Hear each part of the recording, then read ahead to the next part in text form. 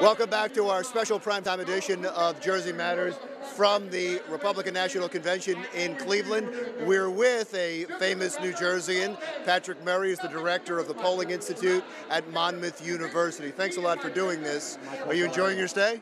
Yeah, it's really fascinating. I've met a lot of really interesting people. I mean, the reason why I come to these things is not to hear these people out here on the stage, but actually to talk to the people who are sitting out here, the delegates, the people, the grassroots folks who made their way out here. As a pollster, those are the folks that I'm interested in. Why? What's their story? The mood of, you think about where the mood of the country is, what's driving it, and why did they come out here and be part of this historic moment? That's fascinating. What have you found?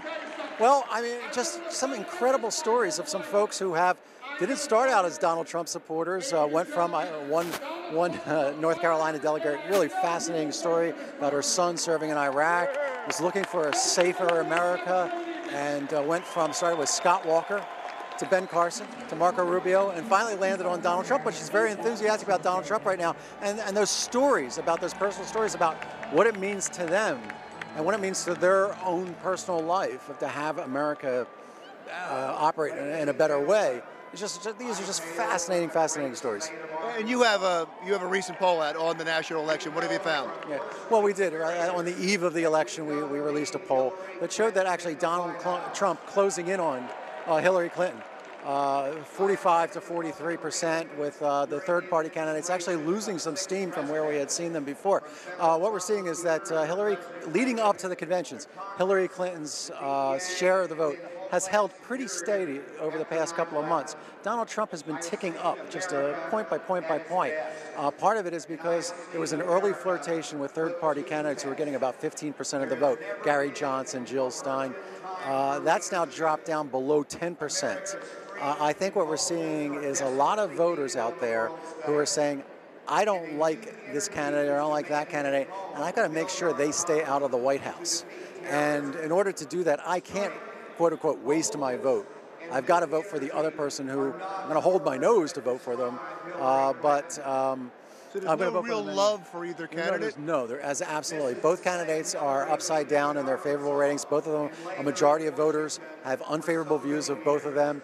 One of the things that I think is helping Hillary Clinton hold on right now is that they don't feel that Donald Trump has the right temperament to be president. We see that in a lot of polls, but that's not, holding everybody back from supporting Donald Trump. And I think what it will come down to is what's going on with independents, what's going on in the swing states. Donald Trump is doing better among independents now than he has in the past. That's why he's been gaining. Is he winning with independents? Yeah, he's winning independents by about 10 points right now, about 30%. But where is he winning independents? If he's winning them in blue states and red states, it doesn't matter, because you could win independents, but still they're going to go red or blue. It's what's happening in the swing states. And in the swing states combined, and we're looking at 10 key swing states right now, Hillary Clinton is still holding on to her lead there, although it's still a pretty tight lead, about 6 or 7 points. So although it's close in popular vote, it may not be as close in electoral vote because of those swing states? Right, that's what it's looking like right now. But I think one of the things that this polling is telling us is that this is really volatile.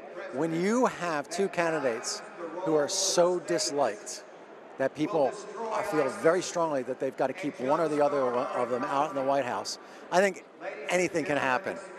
I mean, we've never seen anything like this. This is what's making this very volatile and unpredictable. We might see states that have been close states or leaning red states go overwhelmingly for Hillary Clinton, and then we might see Democratic states flip and go for Donald Trump. There's not going to be any rhyme or reason to what happens this year. I think we're going to see a lot of very surprising results. Patrick, thank you so much. Always fascinating. My pleasure, Larry. When we come back, we are going to talk to some more of the delegates. One of the guys that was an early Trump supporter, Patrick just talked about a second ago, a lot of people had other candidates. This guy never did, and he's being rewarded for that.